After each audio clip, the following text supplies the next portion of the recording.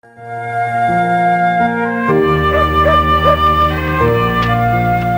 visitor to rural Wales before the Second World War would have found themselves in a land that belonged to another age. It was a world of small, isolated communities. People lived and died in the space of a few square miles. I read a lot on travel. China, Australia, New Zealand. I like to hear how other people live.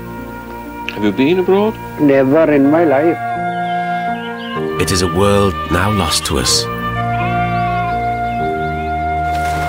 The changes in rural Wales and in rural areas over most of Europe over the last 50 years have been greater than the changes of the previous 500 years.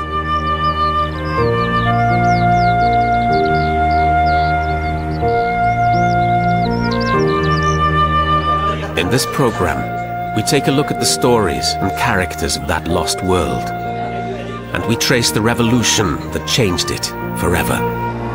Somebody living in upland Wales, at least in the 1940s, 1950s, would not have been terribly surprised at what was happening in 1500. They'd feel very much at home.